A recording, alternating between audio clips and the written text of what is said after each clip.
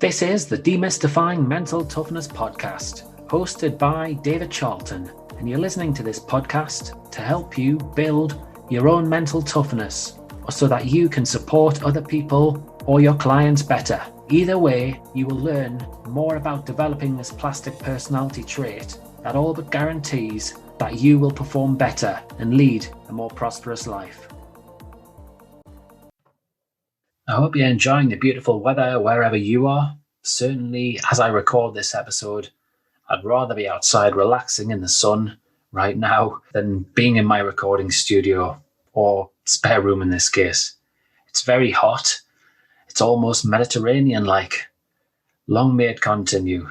Certainly in the northeast of England, these periods are few and far between, so I'll take it. Anyway, on with the show. I'm going to have to get my mental toughness hat on right now and focus. Today's guest is a very inspiring guy. In the episode, we go on to discuss how he defines mental toughness. We chat about how he overcame adversity in his life, how he rebuilt his identity and character. We also chat about a topic men tend to avoid: vulnerability. It's quite the opposite of toughness, certainly in a lot of people's eyes. This episode is well worth a listen, where Grant Phypers, a leadership coach at Lion Leadership, is great value. Enjoy listening. Hi, Grant. Can you describe what mental toughness means to you? Yeah, mental toughness.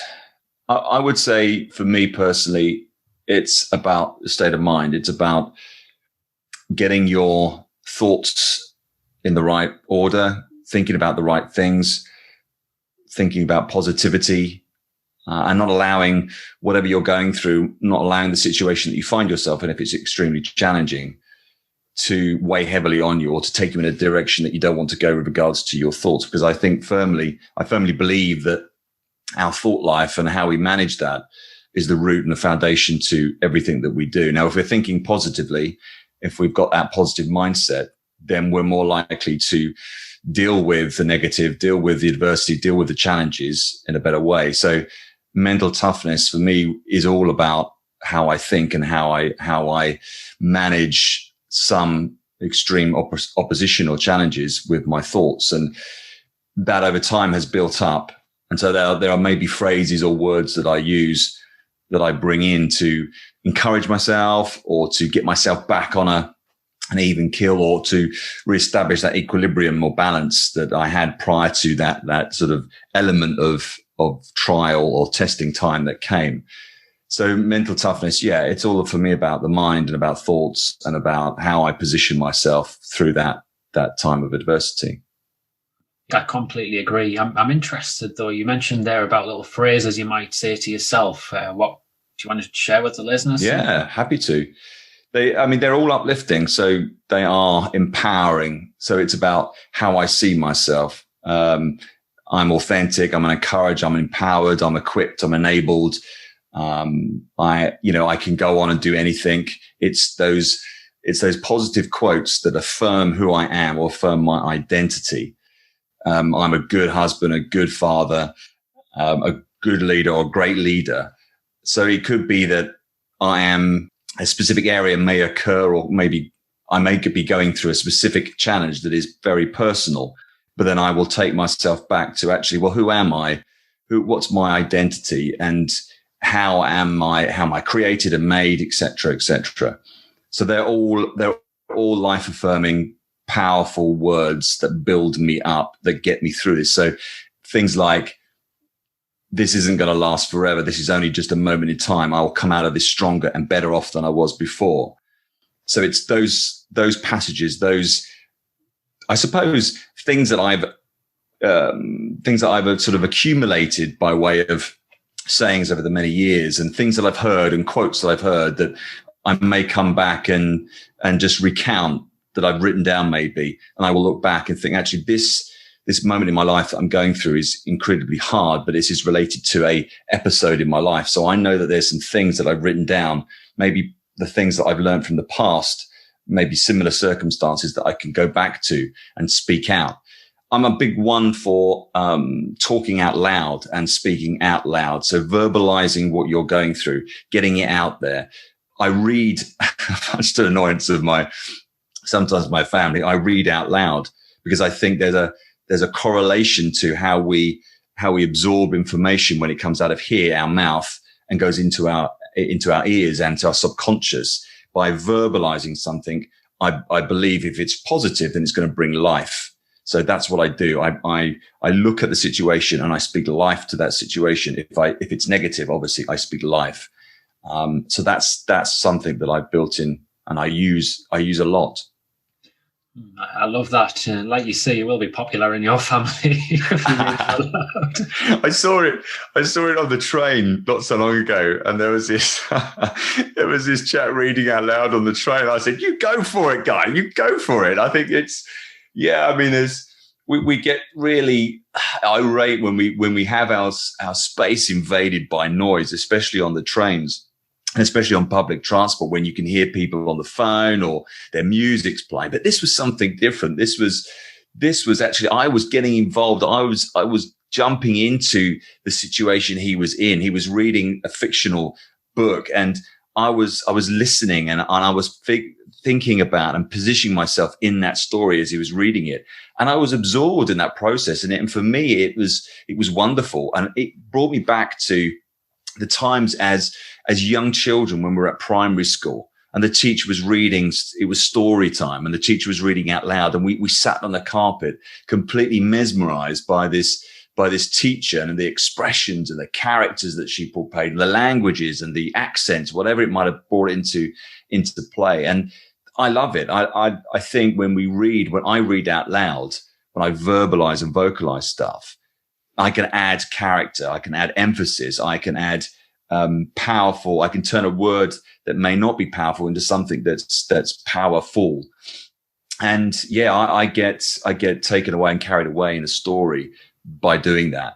So coming back to speaking out words of affirmation and words of life, I'm a firm believer that will impact the atmosphere that you're in around you, and also impact those within that sphere of influence that you operate in. Have you ever used like verbalizing in that sense as a like self-development or a like reflective tool at all with people? With people I see, or with people with clients, or with even clients. Yourself in that respect. Not as such. No, I think there have been elements where I've been able to use that in masterminds that I've run, where I've facilitated discussion between 5 and 6 or 7 people, and it's been about specific personal development, and I will then bring into my take on it, and I will add something to that discussion by saying, well, this is what I do. This is what I would never impose what I do in private, or what I think is a good tool for me to use. I would never impose it on someone, but you must do this, you must do that. I would always say, this is what helps me. This is what enables me to sometimes get up in the morning. I mean, I don't have an issue with getting up in the morning, but I might wake up and I'm lying there with my eyes open, staring at the ceiling going, right, this is going to be an amazing day. I am expecting that something incredible is going to happen today. Opportunity is going to come. Doors are going to open. Breakthroughs here. Now, I don't do that all the time, but more often than not, 3 times a week, I'll wake up with that positivity or with that mindset, because I want to set the day right before I do anything. So that's what I would encourage people when I'm in those groups, to say, look, actually set your day out, whether that is verbalizing stuff out loud, whether it's actually writing down your thoughts when you wake up, or whether that's reading something out loud. It sets the stall out. It prepares me for the day. And that can be quite difficult if you're going through a tough time or a period of adversity in your life, which obviously I know you've experienced. Would you like to tell the listeners a little bit more about that period and how you went on to help yourself? Yeah, it was, how long ago now? It must have been about 10 years ago, 11 years ago. And I was quite high up in a company that I was with at the time. And I suppose I was going through living 4 or 5 different personalities, because I'd become so lost getting to that point with regards to who I was, my identity, my marriage, as a father, as a friend, as a colleague, etc. And also working within a community environment. People saw me in different roles, and I became what they wanted rather than being my authentic self. So it was almost like that I became that person or that character in that situation because I didn't know how to be myself. I thought, well, the easiest way is to become someone I'm not, or to be someone different than I am at home or that I'm in work or whatever it might be, to deal with that situation. So in a working environment, I was very confident. I was quite arrogant.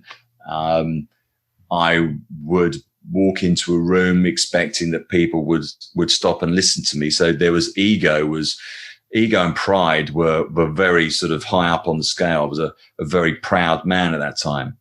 And I got to a point working in that organization where I thought, this isn't where I want to be. This isn't who I am. And a lot of things started to happen, my foundation started to crumble and started to shift.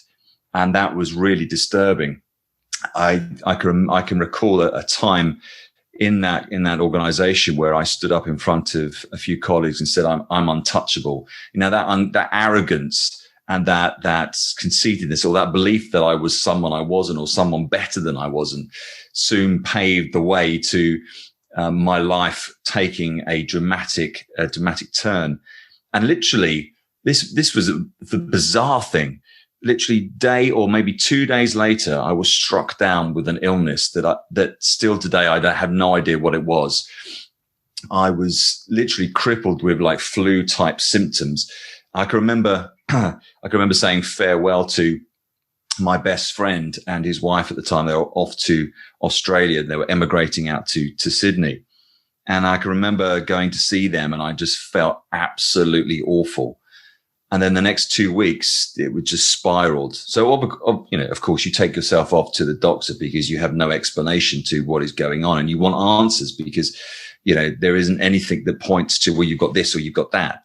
So I go to the GP and I sit down with him, and he goes, right, you're just stressed. Go for a bike ride, go and do some exercise. That's all I'm going to, prescribe. You don't need any drugs or anything like that. Just go off and do some exercise. So I thought, okay, look, it's stress, but I didn't know where it came from. I had no idea that because I was living different lives and being different people and acting in a certain specific way and not true to myself, that emotions had started to bubble up, and everything, the core of who I was starting to unravel. And I had no idea that it was stress. I didn't feel stressed. Although when I look back now, I can see that operating within a family environment as a father, I was very stressed. I was very uptight and angry, and how this environment was impacting on me as a man. And actually, I wasn't free to do things, and I wasn't able to do the things I wanted to do. And I had, children and a wife and everything else demanding my attention, as well as work and community and everything else that I was doing.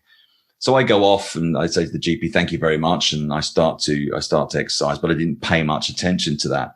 But this illness started getting worse and worse and worse. And I went back to the GPs and said, look, the exercise isn't working. Being on my bike isn't helping. There's something more serious than this. I started becoming symptomatic to a lot of things. Pain, my body started to ache, lumps on my neck, everything started to erupt and come out. I go back to the GPs. He says, well, I don't like things. I don't like that. And I don't like this. And I'm going to suggest we go through tests. So from that point, I went through 6 months of tests for particular types of cancer, bowel cancer, testicular cancer, you name it, kidney dialysis. I went through every conceivable, probably, test that's out there at the moment. And at the end of the 6 months, I was literally living off my nerves from one result to the next. And I got to that point where I thought, there's got to be something wrong. I want to put my finger on something. So I want someone to tell me, this is what you've got. This is what you have. And so here's an operation, or here's some drugs I'm going to prescribe that's going to solve your problem.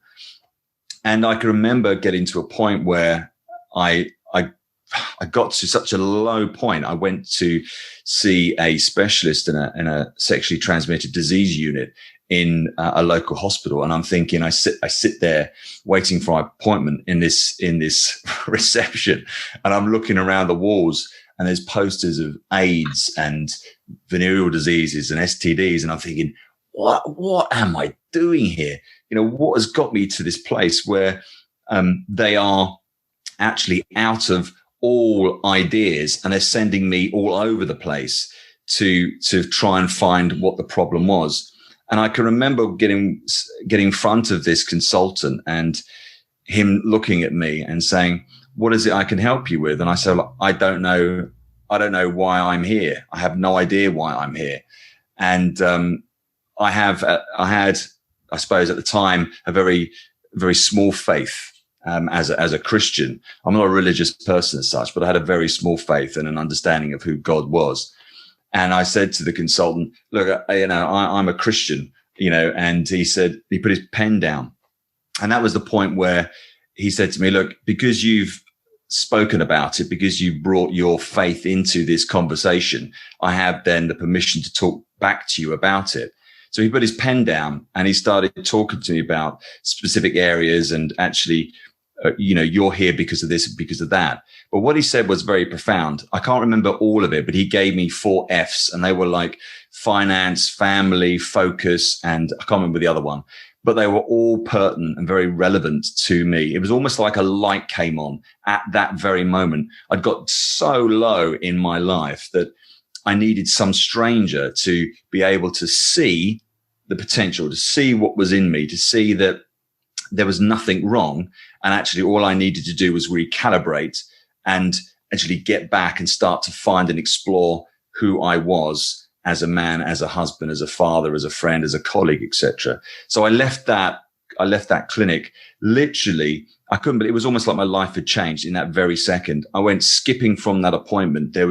I felt joy. I felt peace. I felt warmth. I felt, I was glowing. I could have laughed and for ages. I was smiling from ear to ear. And that was the point where I thought, right, I need to start to look at personal development. I need to look at who I am, find out more about why I am and doing what I'm doing or gone through what I've gone through. I started reading a lot. I started looking at books on how to get out of adversity and how to use adversity for your benefit. I looked at books on leadership, various different authors around how we lead ourselves, self-development, growth mindset. I was like a sponge. I was reading, I was listening to every single podcast I could get my hands on, all about personal development and growth and finding out who you are.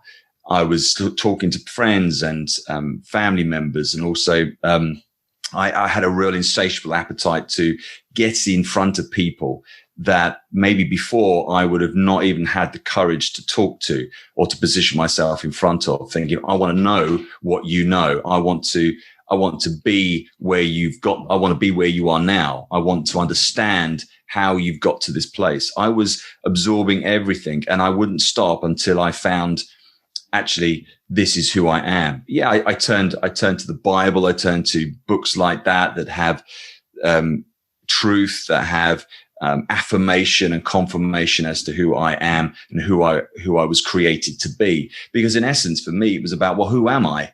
Who am I created to be? Who have I been created to become? And what is my role and what is my purpose on this planet?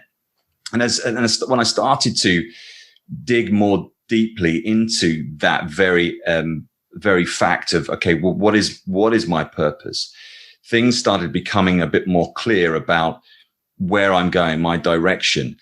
It was almost like, I don't know how to describe it, in some sort of, I think back to my time in art, in my arts classroom at school in the sixth form, or maybe earlier than that. We had these, I suppose, homework or projects to do where we would draw a person on a bit of paper, and that outline would go through 4 or 5 different bits of paper. And as you open up, there were, 4 or 5 of you joined together.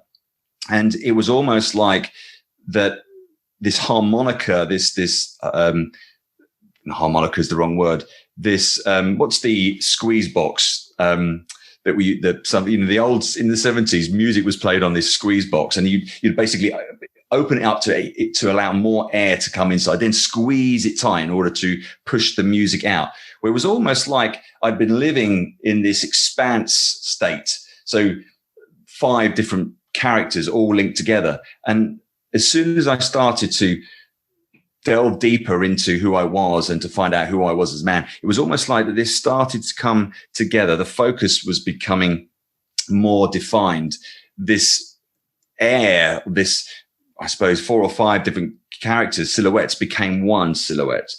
And it was incredible. I started to think, right, there was a real need for me to look at, well, this is important to me. These things in my life are important. Family, marriage, health. This is fundamentally the thing I should be focusing on and concentrating on. My marriage, first and foremost, my family. These are the areas I want to concentrate and focus on. And as I started to read more and develop my sort of insatiable appetite for personal development, finding out who I was, character became, I suppose, the word that was being drawn out of everything that I read and listened to. It was all about character this, character that. You know, the stuff that you do at home in private is who you are. In secret is who you are.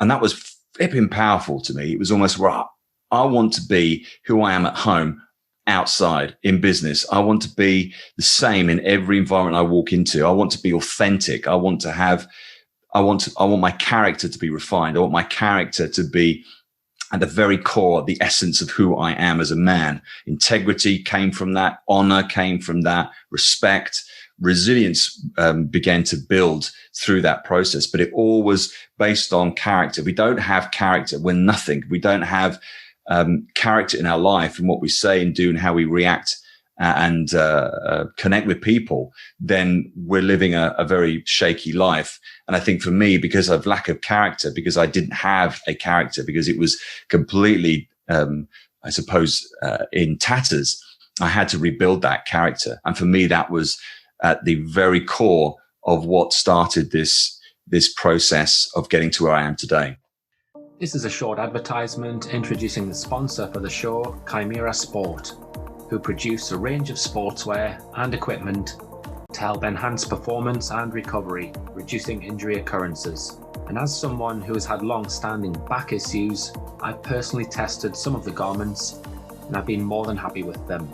You'll also find that the infrared sportswear has been clinically tested too, so it's great for fitness enthusiasts who want to push harder, go further, and recover quicker. More details can be found on the product section of our website and in the show notes. That's a really powerful message that you've got across to the listeners there, no doubt about it. I'm interested because you talked about a variation of different words there. Do a lot of the words that you've mentioned link to the name in your business now, Lion Leadership? Yeah, it was, I suppose, from that journey over the last 10 years, it had been building to a point where, look, I've got this vehicle, I've got to this place now where I'm still developing. Our characters are still areas that we develop. It's still something that we grow and develop on a constant basis. We're still learning. We're still gathering information. As we get older, we become more wise, hopefully.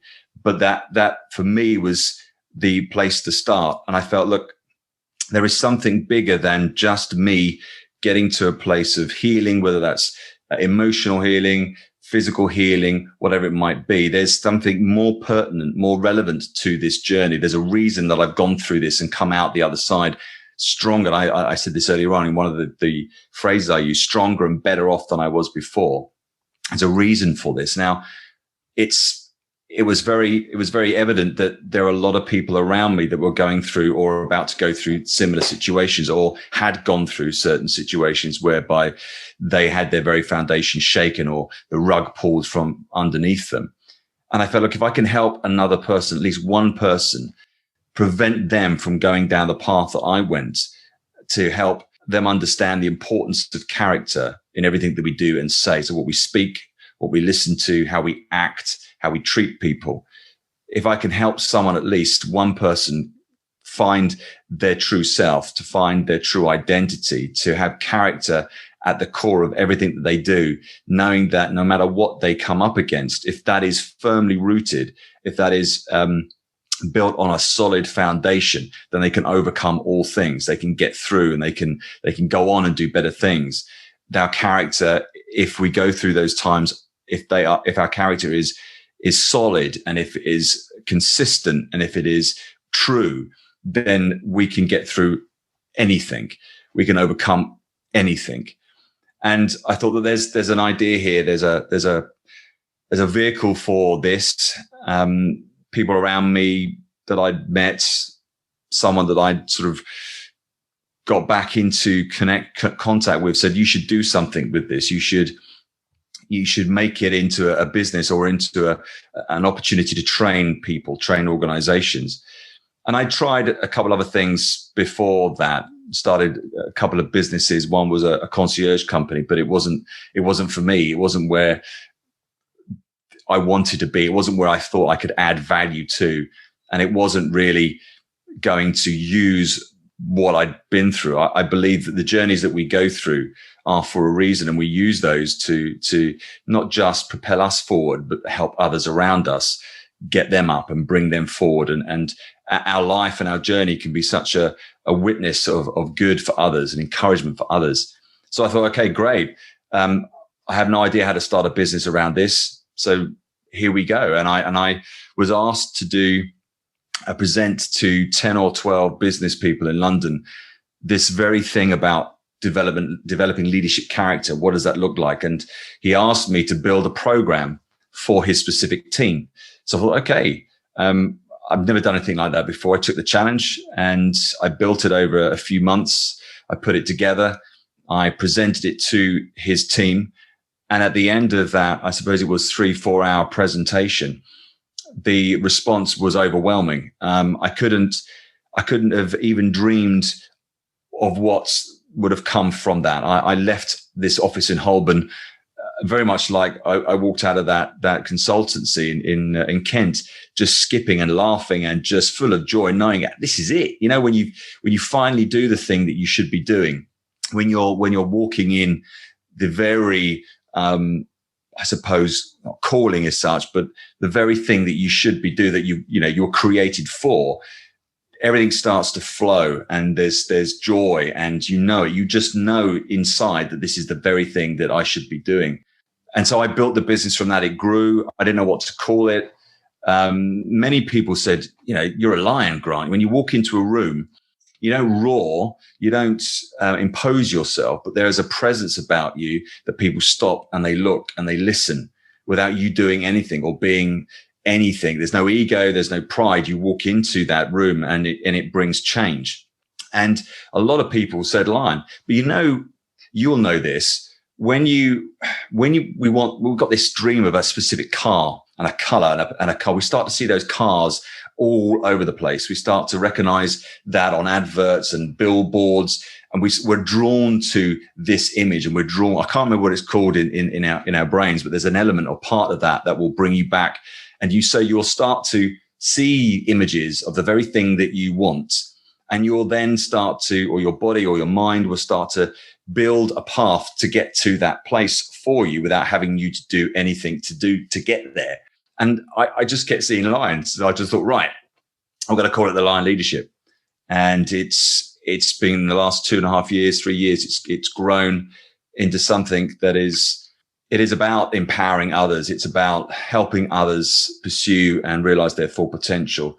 It is about helping people understand who they are, finding their identity, but also giving them freedom, permission to go and be who they want to be, freeing people up from maybe wrong thoughts, wrong attitudes, wrong beliefs, limited mindsets.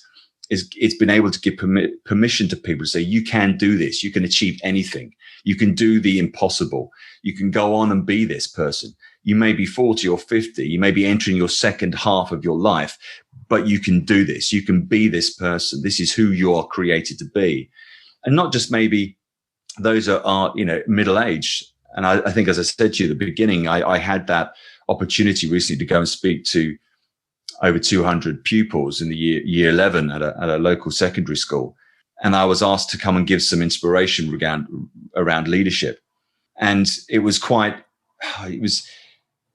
tragic in some way to think that over 200 young people, all they see and hope to be and do is to be an influencer or someone on social media that has some sort of presence or some sort of profile. Or if you're a teenage lad, it's gaming.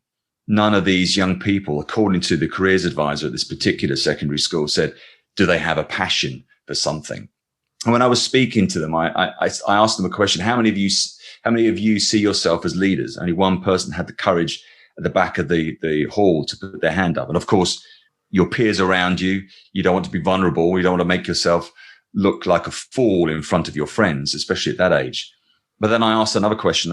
I mentioned 4 or 5 influencers that are currently popular at the moment. Some got a round of applause. Some got, laughter when I mentioned the names. I had no idea who these influencers are. I did a bit of Google and a bit of research. And when I asked that question, I then posed another one. How many of you consider yourself as an influencer? And about maybe half a dozen to 15 hands went up. And I said, did you know that leadership is influence? Influence is leadership.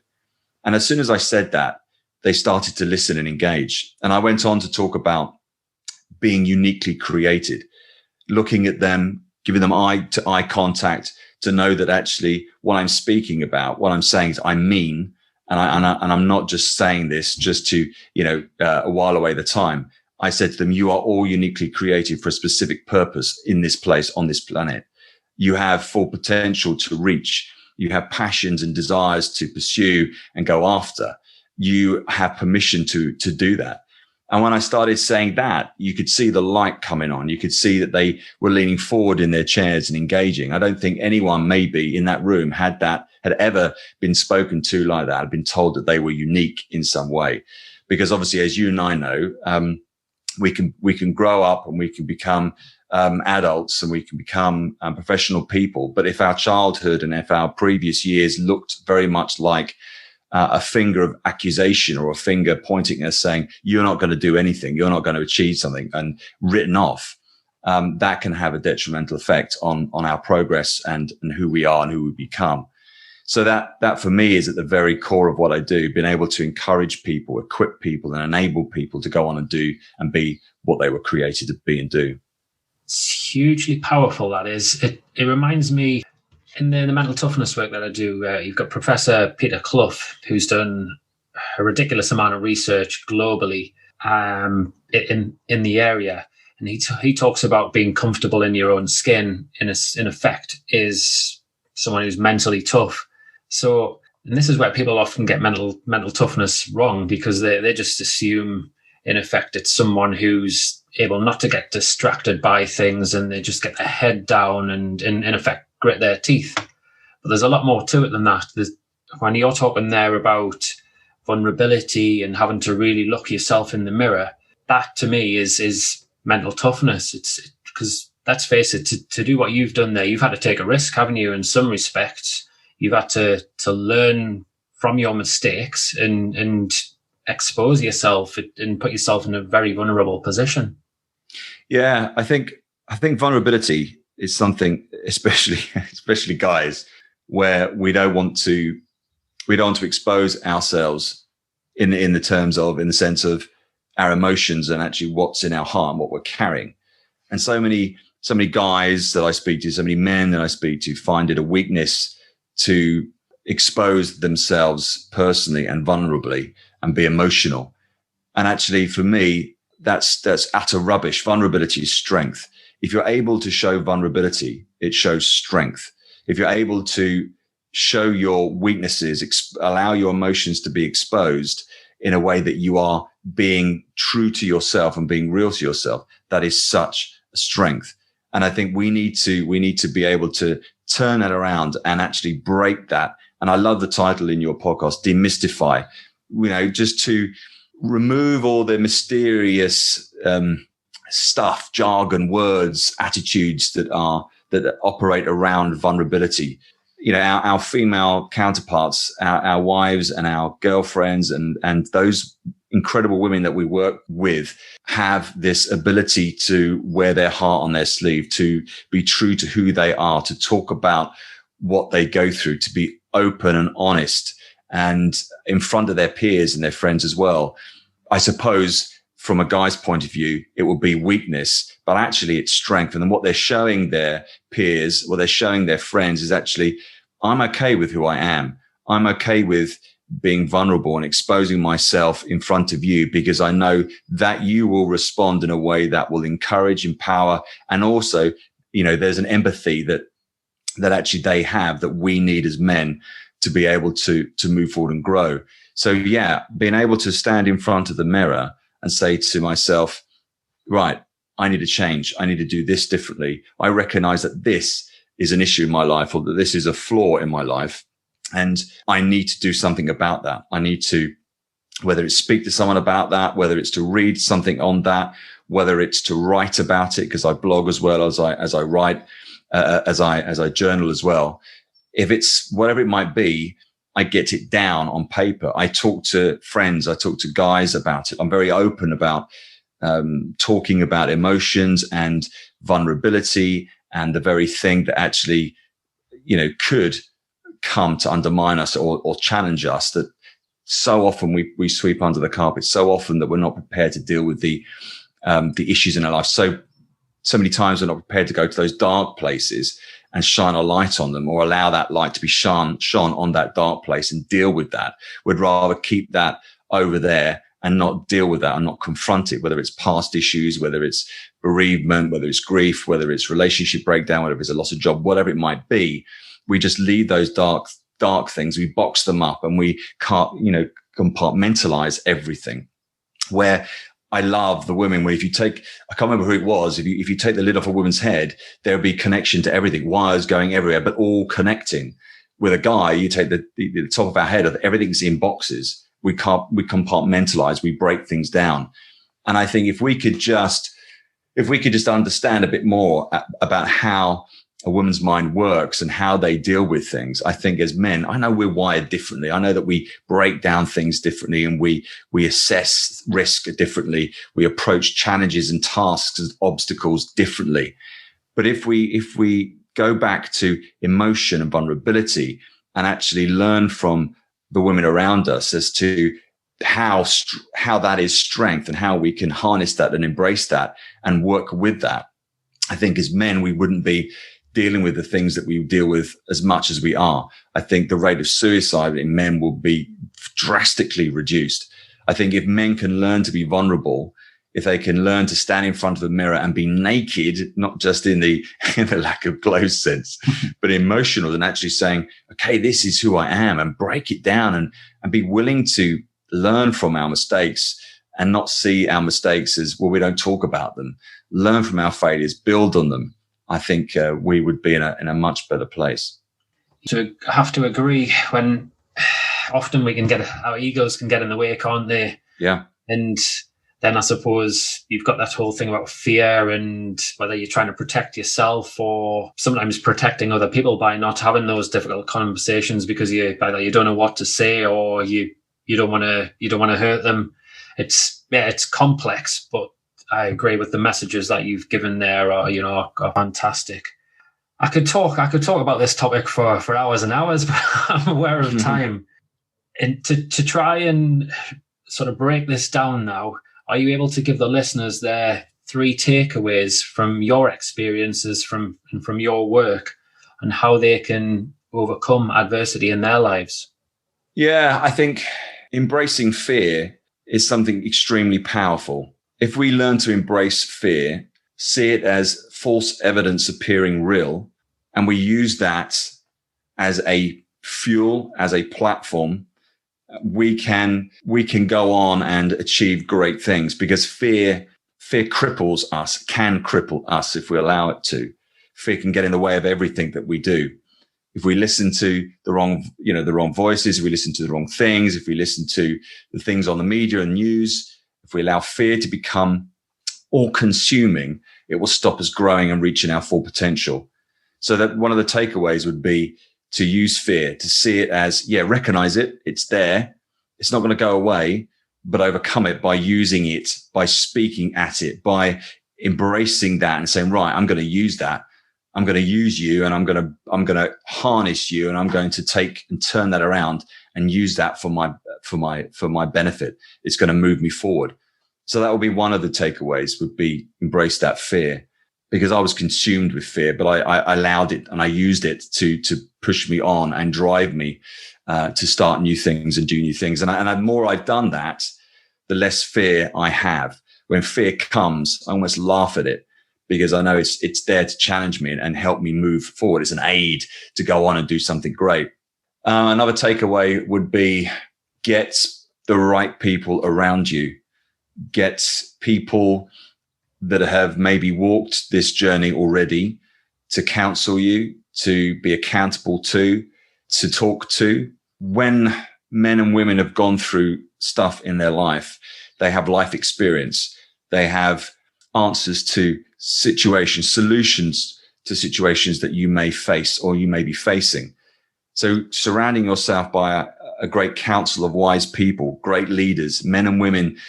I'm not talking great leaders that we have to then start to go after politicians and those that we know, recognize as leaders, but those locally, maybe those people that we recognize that have worn and got those battle scars, that have gone through so much that we can learn from. And it's to just ask questions, just absorb, just to be in their presence, to put yourself out and go and meet up with them, be bold, be courageous in reaching out and saying, I want to know more about your journey. I want to have lunch with you. I want to have dinner with you. I want to go out for a drink with you to find out more about this and that. You've written a book. I want to come and talk to you about your book. And you'll be surprised. The response is that, yeah, I'd love you to come, because in essence, when people write books to aid others and to help others develop, it's because they have a message they want to convey. They have gone through stuff themselves, and they want to add value to your life, and they want to share what they've gone through and to see that impact you. So I think when you put yourself out, when you make those calls or you send those emails to people that you possibly couldn't even imagine getting in front of, the response is amazing. And I reached out to a chap I heard on a high performance podcast, because I really resonated and connected with me about his story and about what he's doing. And I said, right, he may be slightly famous, but I don't care. I don't see that as an issue. I want to get to know the real person. I want to get to know their story. I want to hear what they've gone through. I want to understand it, because I want to know how I can get better at what I do, because they've already achieved that. I want to learn. Wow. Was that 3 takeaways? 3 takeaways, sorry. Sorry. 3 there. Sorry, David. The last takeaway, be yourself. Be true to yourself. I think it took me a long time to get to that place of knowing who I was, being happy in my own skin. I suppose constantly looking for affirmation for the early part of my career, doing things that I shouldn't have done to get acknowledged, to get seen, to get recognized, building up a business by cheating and by going around it the wrong way, by being someone I wasn't, by trying to be different people, really got me into a sticky place, which I've briefly touched upon. So the importance of being true to yourself, knowing your identity, knowing who you are, who you're created to be, knowing that what you stand for, knowing what's important in your life, will all come together under that one thing of being true to yourself. And it doesn't matter if people don't like you, sod them, who cares? It's not for someone, it's their issues. If they don't like you because you've been yourself, then that's their issues, their problem. They have to deal with it. I think so often we try and appease, we try and adapt ourselves, we try and adapt our personality to fit in with the environment that we're in. But actually, stuff that. If the environment is different and it doesn't fit with you, don't go and try and be someone you're not. Don't try and fit in round peg, square hole, whatever it is. Don't try and be someone you're not. Be authentic. Authenticity is incredibly important. And that doesn't mean it doesn't matter if people don't agree with what you stand for. We will have different beliefs. We will have different opinions. And I think the shallow-minded will exclude you, will delete you, will mute you, will defriend you.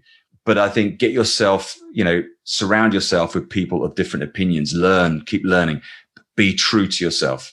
Very true. And the three things you've said there, being true to yourself. And the first one you mentioned about embracing fear, they're obviously very highly linked to each other in some respects, aren't they? Because people often don't want to recognize and then embrace fear. Yeah. I like the bit as well where you talked about sort of laughing in some ways at fear. It's very true. If you overcome one little obstacle or one fear and then another, it builds up nice positive momentum, so you can feel like you can actually laugh in the face of it. And then your last point was about people and surrounding yourself with the right people. And I suppose really it's like reading and listening to podcasts links to that. You don't necessarily have to fork out an arm and a leg for a coach or a psychologist or a mentor just by actually, like I said, being in their company, whether it is reading a book or a podcast is enough. You've shared some amazing insights, and I've loved spending this time with you, Grant. Whereabouts can the listeners find you should they want to reach out to you? Yeah, that'd be great. My website is www.thelionleadership.com, or my podcast I've just released called What If I Make It? So that's anchor.fm/What If I Make It. And the podcast is just, I suppose, an extension of this. It's about taking people's stories of adversity and how they've overcome that to go on and pursue and become who they're created to be, realizing their full potential, realizing their dreams. I'm on Instagram under lion.leadership and under Instagram personal account GrantyPlanty71. Excellent. I'll put all of those details in the show notes. And if anybody wants to reach out to you, then they'll get in touch with you. Really appreciate your time. No, it's been an honor, and thank you for asking me on. It's been wonderful. And we could talk for ages. Yeah, without doubt. We might well touch base again in the near future and have a part 2 episode. Fantastic, David. Thanks very much. Yeah, thank you. I really enjoyed recording this episode. How Grant has turned things around after experiencing such a tough time was truly inspiring and heartwarming. We can all learn some lessons from Grant and how he coped with his challenges. He talked a lot about identity shifts and how he lost his identity for a period. I recognize this myself, and every now and again I continue to do so now and again. That's just part of life. Personally, adapting to working life as a youngster was strange, and it had an impact. Being involved in serious relationships did. Family challenges played a part in my younger days. Enjoying lots of different sports while trying to specialize in one sport, golf, was tough at times. I've never been a huge drinker, which, when you're younger, can make you feel different and isolated. Even now it can do too at times. Then if I throw in injuries, I've had quite a few serious injuries. When you can't do what you like to do, times can be quite tough. Throw in redundancies, even promotions at work, then bereavements, the loss of close loved ones. And in my case, going back to school or university when I did a career change. Then you've got becoming a father for me. All of these periods, to a degree, messed with my head and my identity at different times in my life. Sometimes it had a larger effect than at other times. And really this probably plays a big part in my interest in mental toughness and coping with different stressors and pressures, and how you can go about gaining an element of control over your life in different situations. Now, I often find in my work, people are going through similar transitions, similar turning points. It might be the footballer who's just signed their first professional contract, the golfer who's transitioning from the Euro Pro Tour to the Challenge Tour, the rugby player who's out for 6 months due to a serious injury, the child who's been released from a football academy. This one's quite popular at the moment, and they're left on the scrap heap with no support. Then, in the business world, the executive, the senior leader who's been promoted into a stressful position at work, and feels like they're sinking. So I'm going to pose a question to you regarding identity. Is your identity clear cut right now? How do you see yourself? Have some transitions or life events caused the identity to shift? And how? Are you feeling in control or pretty helpless as I record this episode? If you'd like to reach out and have a chat about some of these transitions that you're going through now or you have done in the past, I'd love to have a discussion with you, to listen to your story and share my pearls of wisdom if that's what you're looking for. Feel free to get in touch with me.